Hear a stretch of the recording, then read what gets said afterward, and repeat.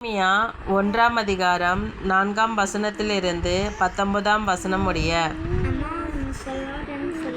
எனக்கு அருளப்பட்ட ஆண்டவரின் வாக்கு. தாய் வயிற்றில் உன்னை நான் உருவாக்கும் முன்பே அறிந்திருந்தேன். நீ பிறக்கும் முன்பே உன்னை திருநிலைப்படுத்தினேன். மக்களினங்களுக்கு இறைவாக்கினனாக உன்னை ஏற்படுத்தினேன்.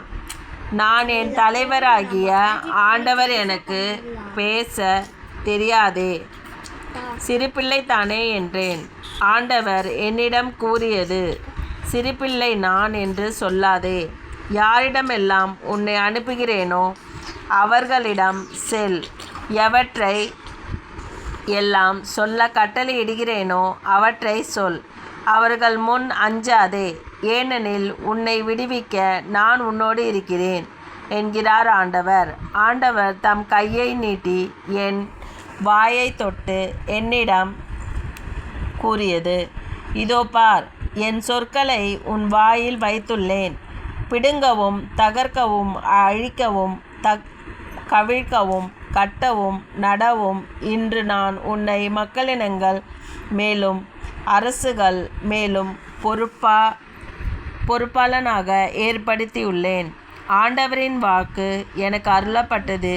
எரேமியா, நீ காண்பது என்ன என்று கேள்வி எழ, வாதுமை மரக்கிளையை காண்கிறேன் என்றேன். அதற்கு ஆண்டவர் என்னிடம், நீ கண்டது சரியே, என் வாக்கை செயலாக்க நானும் விழிப்பாயிருப்பேன் என்றார்.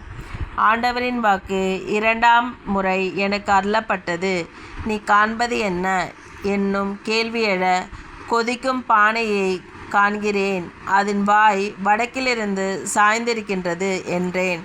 ஆண்டவர் என்னிடம் கூறியது, நாட்டில் குடியிருப்போர் அனைவர் மீதும் வடக்கிலிருந்தே தீமை பாய்ந்து வரும்.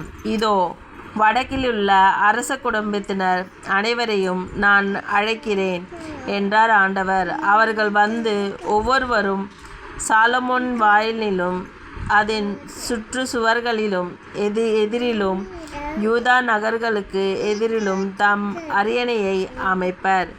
என் மக்களின் தீய செயல்களுக்காக அவர்களுக்கு எதிராக தீர்ப்பு கூறப் போகிறேன்.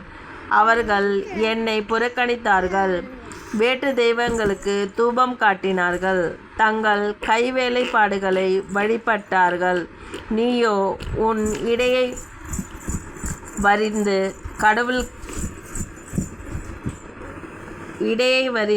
கட்டிக்கொள். புறப்படு, நான் கட்டளையிடும் அனைத்தையும் அவர்களிடம் சொல்.